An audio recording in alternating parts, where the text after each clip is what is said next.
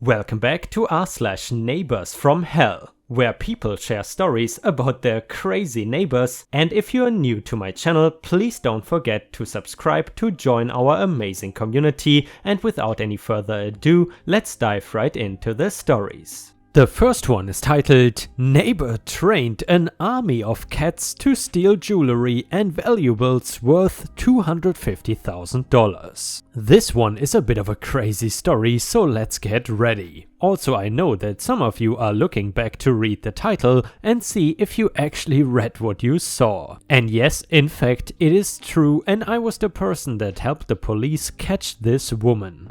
I did not know her personally, I just knew that there was a middle-aged woman at the other end of the block that had a ton of cats. I didn't know if all of them were hers or if some were just strays that she fed.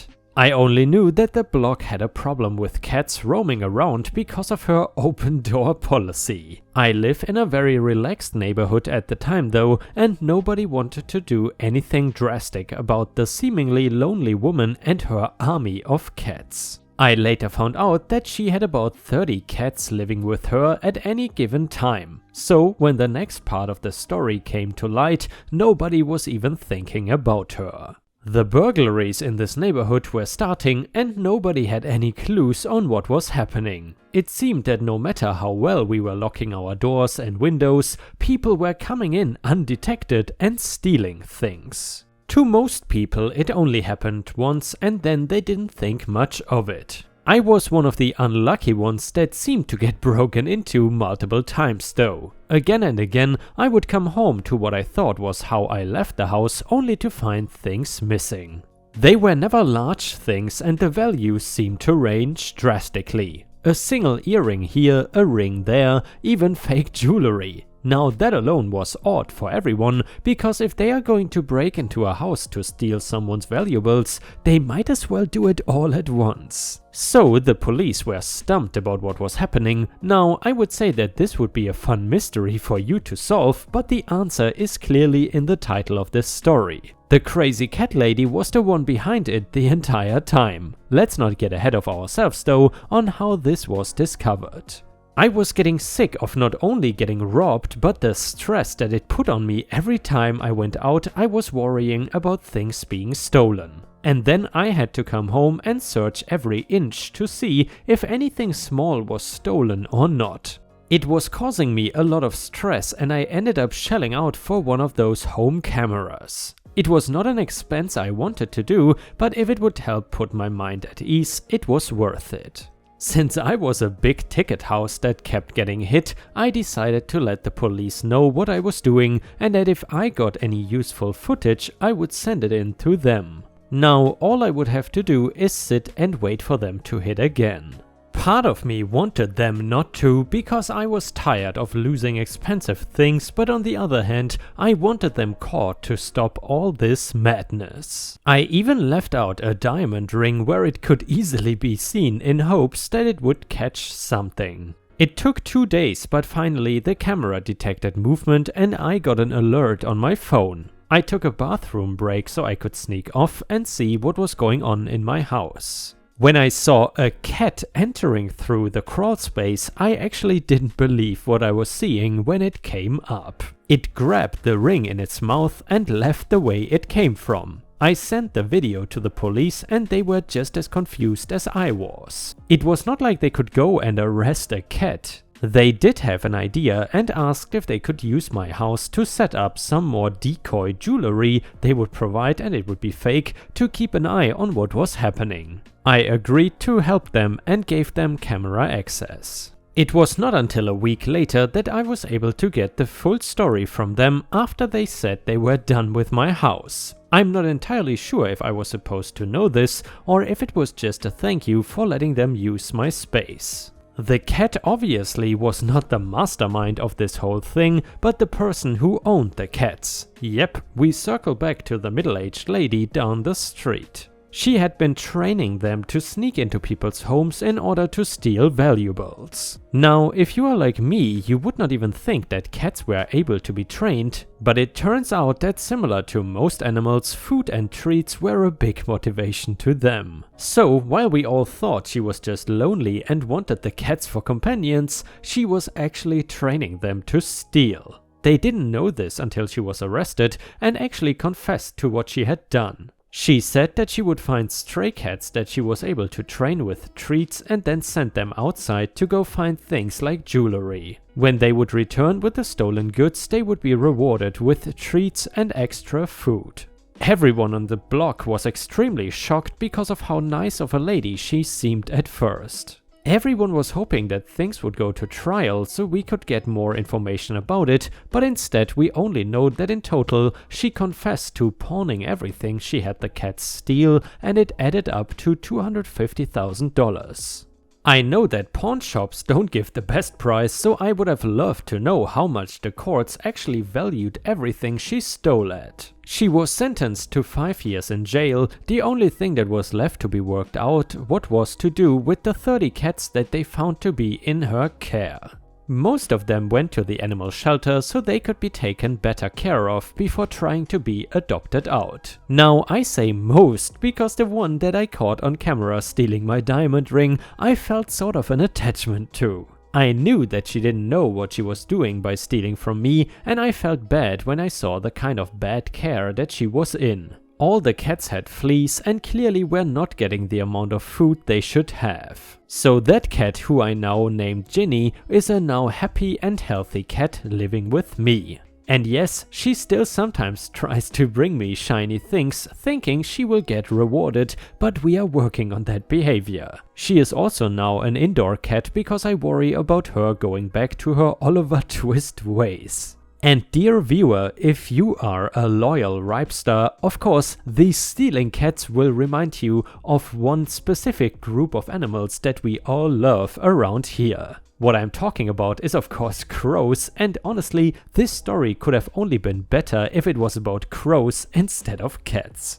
Anyway, if you enjoy the stories about crazy neighbors, then please feel free to post some star emojis in the comments if you want to support the channel. Thank you so much in advance, your support is very much appreciated. And now let's continue with the stories. The next one is titled Work Revenge. A little backstory, it's a long one but worth the read, and hopefully the right subreddit to post under. It was edited because my finger slipped and I wasn't done. I was with my previous company, retail, for just over 8.5 years. I was at the first location for just over 7 years before we moved in together, and I transferred to the second location in a different province. The first location was pretty decent and the staff had a pretty good level of professionalism, quick to lend a hand for the most part, and assistant managers and the manager were pretty good to work for. I was not able to keep my current title when I transferred. I was a cash supervisor because they were a much smaller store and the office manager did those duties along with the rest of her office duties. Honestly, I did not think it was that big of a deal, and while I missed being a supervisor, I was really good at my job, it was nice doing something a little different. I started there as an office assistant, but between having to do my duties and cover on the floor half the day, I got bored. I got a call for a surgery I was waiting for and I left for 6 weeks just as the assistant manager left for another job. They have a thing for that company where if you want a certain position that's come up, you raise your hand, so to speak.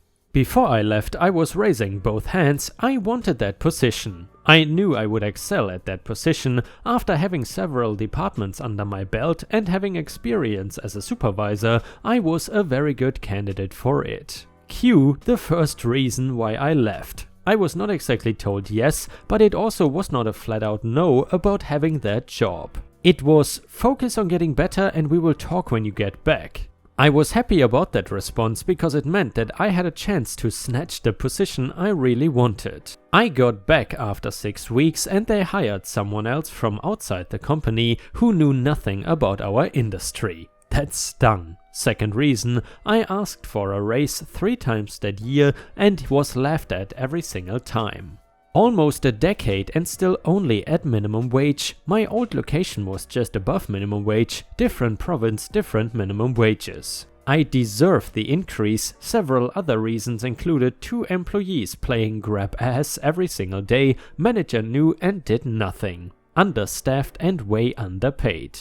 The yard guys on their phones their entire shift and not helping customers. I was told that they were very team oriented. Not in the least though. You work your department by yourself, don't expect help unless they were expecting a visit from head office. There was also way more write-offs than there should have been and some sketchy stuff I've heard of him doing for quite some time. Sure, he was a nice guy, however he couldn't manage anything. In that 1 year we had 7 people leave for better jobs. There was only about 32 people in that place to start with, and he was only nice because he couldn't afford to lose any more people. Okay, on to the revenge, and hopefully that was enough backstory. When I left, I received an exit survey. When you are full-time like I was and you're at a company for so long, it is expected to explain your reasons for leaving. I left that company a month ago to the day. The following week I received my survey and I was actually looking forward to giving my opinion. I filled the 3 boxes at the end until it wouldn't let me write anymore, and I ended that survey stating that I still didn't have enough room to keep going with my reasons for leaving. I told them about my time at the first location and described how the second location was vastly different. I told them everything and let the cat out of the bag of how poorly managed the place was. It turns out I really did open a can of worms. I had a quick visit last week to pick up an item we needed and heard from the assistant manager that the manager was fired 3 days prior. I come to find out, we were picking up something again just 2 days ago, there was a huge meeting that morning he was let go and they had the head of security there as well and apparently a lot of people coming and going. 2 days ago when we were there, my spouse witnessed a police officer leaving the building with a massive armload of files. This was much bigger than I expected. So, did I get him fired? I doubt it was all me, but they might have taken a closer look at why there were so many people leaving in such a little time, and I like to think my exit survey probably did push them to look a little closer at why a full-time loyal employee who was with them for close to a decade was leaving. That is karma, my friends. You should have given me that raise I deserved.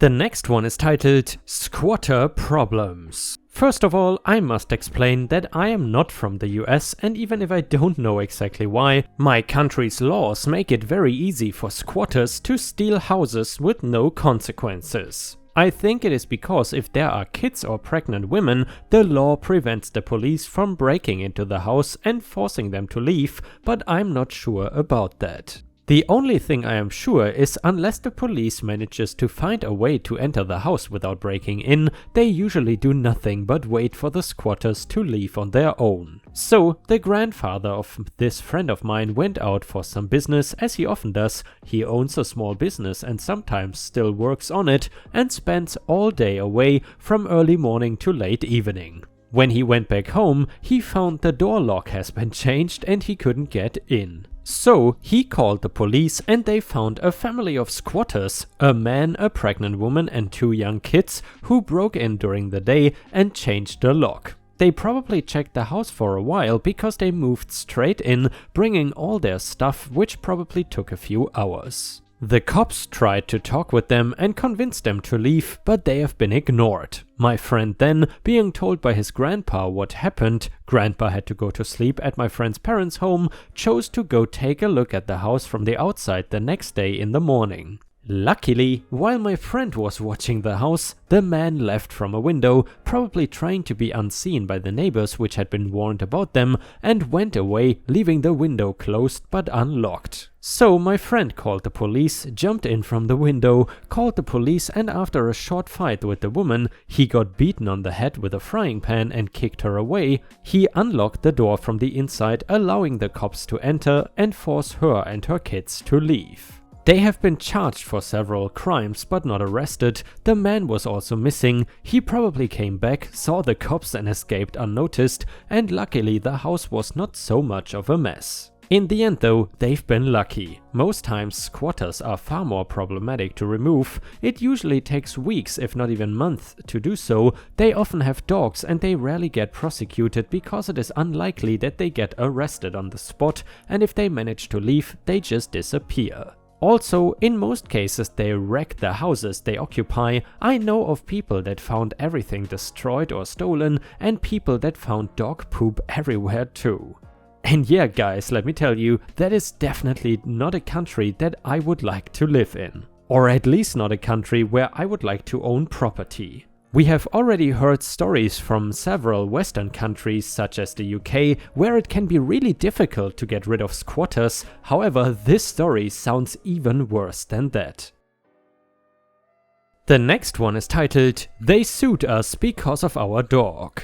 Our neighbor's dog would run around the neighborhood with no one to be found. He frequently would come to our backyard's gate and bark until I would let my dog outside, and this went on for months. Eventually we ended up letting him in our yard to play with my dog because he would not stop barking at her through the fence and we had no way of taking him home.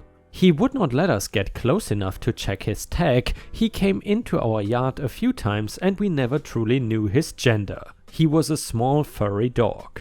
Well, one day we had let him in the yard to play, and when my husband came out they were attached. We stopped letting him in our yard after that, but he would still come over and bark like crazy, trying to get us to let them play. Fast forward and we took our dog to the vet, and sure enough she was pregnant. At this point I had found out whose dog it was through another neighbor, so I told them that she was pregnant, which was a big mistake. They asked if they could have one of the puppies and I told them we could work out a deal. They thought they would get one for free, but after medical bills from a sick puppy who ended up dying due to hydrocephalus and taking time off work to care for the sick puppy, we needed the money back from the 4-dog litter. We tried to come to a compromise, but ultimately they disagreed and took us to court. They brought their children to court as some sort of lesson on defending yourself. The judge essentially said that they had no case because they shouldn't be allowing their dog to roam free in the first place, but that they were awarded $400 of the $1,200 they sued for because the judge was feeling generous, I guess. Long story short, don't let dogs in your yard, and if they get your dog pregnant, don't tell the owner of the persistent, annoying dog. On the bright side, he stopped coming over after that. Edited to add, yes, spay and neuter your dogs. I learned this the hard way. I did make mistakes too, as I was 19 with my first dog. I'm the first to admit that this was an expensive lesson. Now all my dogs and currently and in the future will be fixed.